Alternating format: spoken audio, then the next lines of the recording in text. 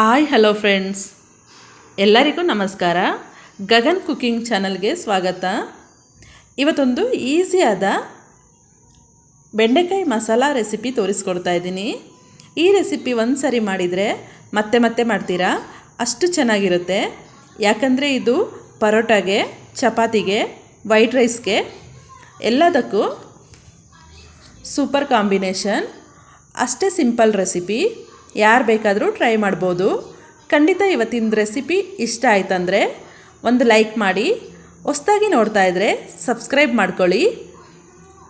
ಇಲ್ಲಿ ನಾನು ಮೊದಲಿಗೆ ಬಾಣಲೆಯನ್ನು ಇಟ್ಕೊಳ್ತಾ ಇದ್ದೀನಿ. ಈಗ ಬಾಣಲೆ ಕಾದಿದ ಮೇಲೆ ಇದಕ್ಕೆ 3 ರಿಂದ 4 ಸ್ಪೂನ್ ಎಣ್ಣೆ ಹಾಕ್ಕೊಳ್ತಾ ಇದ್ದೀನಿ.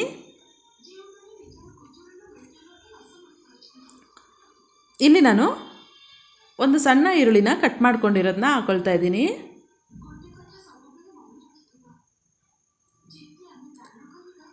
ಇದು ಚೆನ್ನಾಗಿ ಫ್ರೈ ಆಗಬೇಕು. ಈಗ ನಾನು ಚೆನ್ನಾಗಿ ತೊಳೆದು ಸಣ್ಣಗೆ ಕಟ್ ಮಾಡಿರುವ ಬೆಂಡೆಕಾಯನ್ನು ಹಾಕ್ಕೊಳ್ತಾ ಇದ್ದೀನಿ. ತೊಳೆದು ನೀರೆಲ್ಲ ಹೋಗಿಸ್ಬಿಟ್ಟು ಆಮೇಲೆ ಹೆಚ್ಕೊಳ್ಬೇಕು ಬೆಂಡೆಕಾಯಿನ. ಇಷ್ಟು ಸಣ್ಣಗೆ ಹೆಚ್ಕೊಂಡು ಇದನ್ನು ಫ್ರೈ ಮಾಡ್ಕೊಳ್ಬೇಕು. ಇದು ಫ್ರೈ ಆಗಬೇಕಾದ್ರೆ ಲೋಳೆ ಅನ್ನೋದು ಇರಬಾರ್ದು, ಅಲ್ಲಿವರೆಗೂ ಫ್ರೈ ಆಗಬೇಕು. ಇದು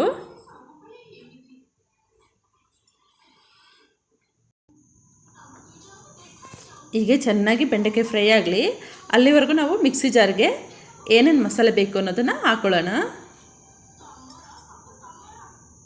ಇಲ್ಲಿ ನಾನು ಧನಿಯಾ ಕಾಳು 2 ಸ್ಪೂನ್ ಹಾಕ್ಕೊಳ್ತಾ ಇದ್ದೀನಿ. ನೀವು ಬೇಕಾದ್ರೆ ಧನಿಯಾ ಪೌಡ್ರ್ ಇದ್ದರೆ ಒಂದು 2 ಸ್ಪೂನ್ ಹಾಕೋಬೋದು. ಇಲ್ಲಿ ನಾನು 1 ಸ್ಪೂನ್ ಅಚ್ಚಕಾರದ ಪುಡಿ ಹಾಕ್ಕೊಳ್ತಾ ಇದ್ದೀನಿ. ಹಾಗೆ ಒಂದು ಸಣ್ಣ ಈರುಳ್ಳಿ ಹಾಕ್ಕೊಳ್ತಾ ಇದ್ದೀನಿ. ಅರಿಶಿನ ಪುಡಿ ಅರ್ಧ ಸ್ಪೂನು.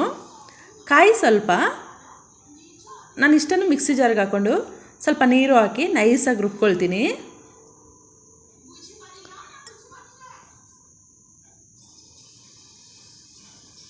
ಈಗ ಬೆಂಡೆಕಾಯಿ ಚೆನ್ನಾಗಿ ಫ್ರೈ ಆಗಿದೆ. ಈಗ ಲೋಳೆ ಅನ್ನೋದು ಹೋಗಿದೆ ಬೆಂಡೆಕಾಯಿನಲ್ಲಿ, ಲೋಳೆನೇ ಇಲ್ಲ, ನೀಟಾಗಿ ಫ್ರೈ ಆಗಿದೆ. ಈಗ ನಾನು ಸ್ಟವ್ ಆಫ್ ಮಾಡ್ಕೊಳ್ತಾ ಇದ್ದೀನಿ. ಈಗ ಇದನ್ನೆಲ್ಲ ನಾನು ಒಂದು ಪ್ಲೇಟಿಗೆ ಹಾಕ್ಕೊಳ್ತೀನಿ.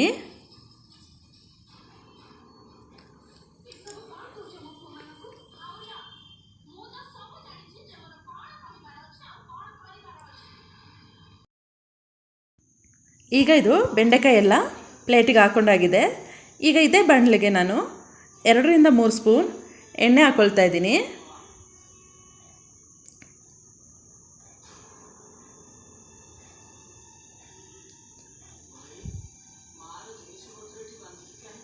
ಈಗ ನಾನಿಲ್ಲಿ ಅರ್ಧ kg ಬೆಂಡೆಕಾಯಿಗೆ 300 ಗ್ರಾಮ್ ಆಗೋಷ್ಟು ಟೊಮೊಟೊ ಹಣ್ಣನ್ನು ಸಣ್ಣಗೆ ಕಟ್ ಮಾಡಿಕೊಂಡು ಹಾಕ್ಕೊಂಡು ಚೆನ್ನಾಗಿ ಫ್ರೈ ಮಾಡ್ಕೊಳ್ತಾ ಇದ್ದೀನಿ. ಫ್ರೈ ಮಾಡಬೇಕಾದ್ರೆ ನಾನಿಲ್ಲಿ ಸ್ವಲ್ಪ ಉಪ್ಪನ್ನು ಸೇರಿಸ್ತಾ ಇದ್ದೀನಿ. ಉಪ್ಪನ್ನು ಹಾಕೋದ್ರಿಂದ ಟೊಮೊಟೊ ಹಣ್ಣು ಜಲ್ದಿ, ಈಗ ಉಪ್ಪು ಹಾಕಿ ಚೆನ್ನಾಗಿ ತಿರುಗಿಸ್ಬಿಟ್ಟು ಮುಚ್ಚಿಡೋದ್ರಿಂದ ಬೇಗ ಬೇಯುತ್ತೆ. ಟೊಮೊಟೊ ಹಣ್ಣು ಬೇಗ ಬೇಯುತ್ತೆ. ಈಗ ನಾನಿಲ್ಲಿ ಮುಚ್ಚಿಡ್ತಾ ಇದ್ದೀನಿ. ಮತ್ತು ಮಧ್ಯದಲ್ಲಿ ನಾವು ಕೈ ಆಡಿಸ್ತಾ ಇರಬೇಕು. ಒಂದು ಸಲ ಮಧ್ಯದಲ್ಲಿ ಕೈ ಆಡಿಸ್ತಾ ಇದ್ದೀನಿ. ಇನ್ನೂ ಇದು ಬೆಂದಿಲ್ಲ, ಇನ್ನೂ ಸ್ವಲ್ಪ ಬೇಯಬೇಕು. ಹಾಗೆ ಮುಚ್ಚಿಡ್ತೀನಿ. ಈಗ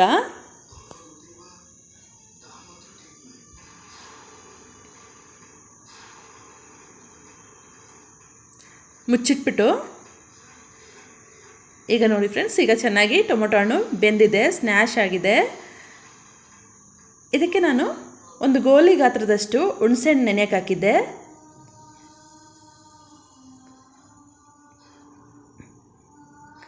ಗೋಲಿ ಗಾತ್ರದಷ್ಟು ಹುಣಸೆಹಣ್ಣು ಸಾಕು.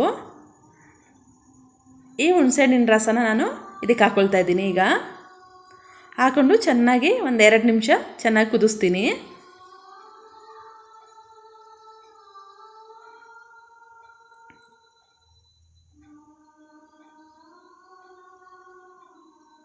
ಈಗ ನಾವು ರುಬ್ಬಿದಂಥ ಮಸಾಲೆನ ಹಾಕ್ಕೊಳ್ಬೇಕು. ಮಸಾಲೆ ಹಾಕ್ಕೊಂಡು ಇದಕ್ಕೊಂದು ಅರ್ಧ ಗ್ಲಾಸ್ ನೀರು ಹಾಕ್ಕೊಂಡು, ಈಗ ನಾನು ಮಸಾಲೆ ರುಬ್ಕೊಂಡಿದ್ನಲ್ಲ ಅದನ್ನು ಹಾಕ್ಕೊಂಡು ಅದಕ್ಕೆ ಸ್ವಲ್ಪ ನೀರು ಹಾಕ್ಕೊಳ್ತಾ ಇದ್ದೀನಿ.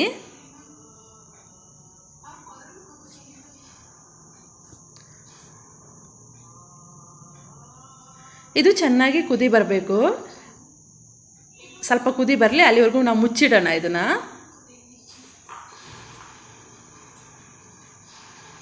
ಈಗ ಫ್ರೆಂಡ್ಸ್ ಚೆನ್ನಾಗಿ ಕುದಿ ಬರ್ತಾ ಇದೆ.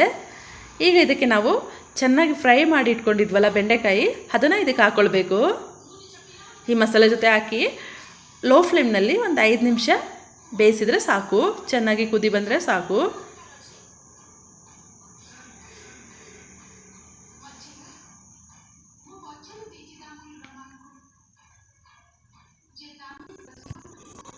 ಈಗ 5 ನಿಮಿಷ ಆಗಿದೆ, ಚೆನ್ನಾಗಿ ಕುದಿ ಬಂದಿದೆ ಇವಾಗ.